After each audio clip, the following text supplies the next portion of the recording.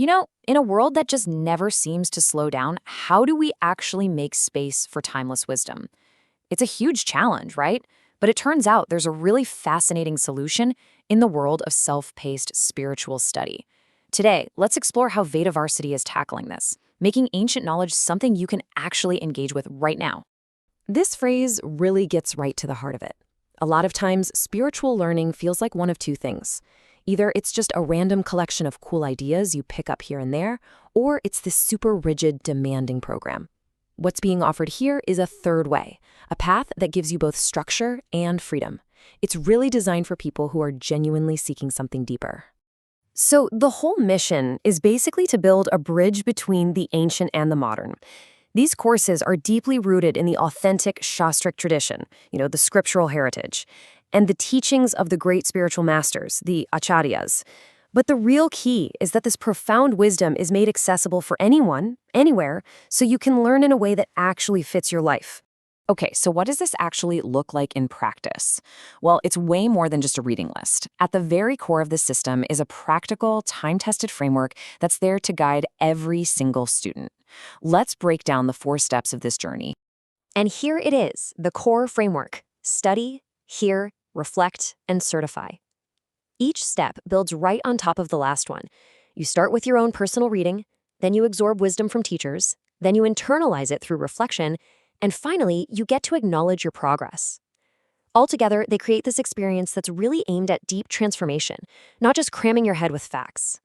The whole journey kicks off with svādhyaya, which is a wonderful term for deep personal study. Each course is built around foundational texts from incredible spiritual masters. But here's what's so important: the freedom you're given. You can often choose from a few different recommended books, which lets you connect with the material in a way that really speaks to you. Next up is sravanam, or hearing, and this is an absolute cornerstone of the Vedic tradition. The idea is that knowledge isn't just meant to be read from a page, it's meant to be received. Our understanding goes so much deeper when we can actually hear the wisdom from experienced teachers. It makes it come alive. And this is where that flexibility really becomes real, The hearing step is designed to fit right into the little pockets of your modern life.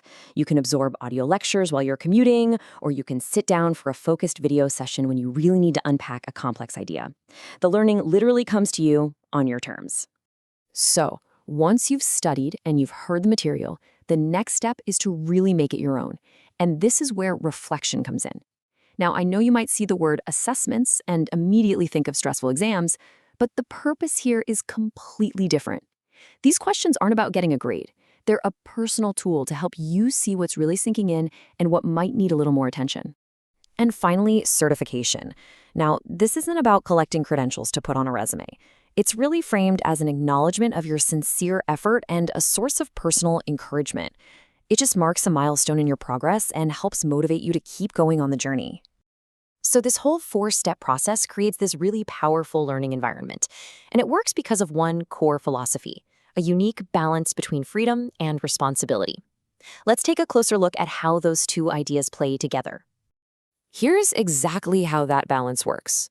The freedom part is pretty clear. You get to choose your books, your media formats, and how you want to combine everything. But that freedom is paired with responsibility, that inner commitment to really engage with the material sincerely and to cultivate the discipline to see it through. What's so amazing here is that the learning process is actually part of the teaching. You're not just gathering information about spiritual life. The model itself actually requires you to practice these essential qualities: discipline, sincerity, personal responsibility, just to move forward. But this 4-step process isn't just for one course and then you're done. No, it's the building block for a huge, progressive curriculum. It's like a complete roadmap that lets you chart a path of study for years and years. And the path is designed to meet you exactly where you are. You can start with the absolute fundamentals of Kṛṣṇa consciousness, and from there you can systematically move on to these monumental texts like the Bhagavad Gita and Srimad Bhagavatam. And if you want, you can eventually dive into really advanced philosophical and scriptural analysis. It's a whole journey. The goal here is to keep your spiritual learning from ever feeling stagnant. By offering this clear path from beginner to advanced, the journey itself becomes so much more meaningful. Each step builds a solid foundation, not just of knowledge, but of your own personal realization. So when you take a step back and look at the whole thing, you see what's really going on. This isn't about inventing some new gimmick. It's about reviving a traditional, time-honored model of learning, one where study, hearing, and reflection all work together in harmony, and then brilliantly adapting it for our modern lives.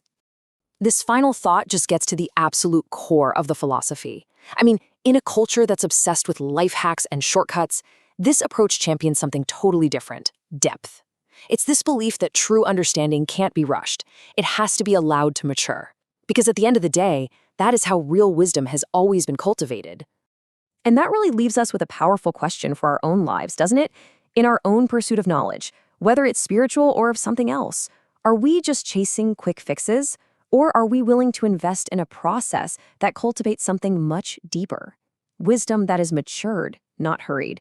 Definitely something to reflect on.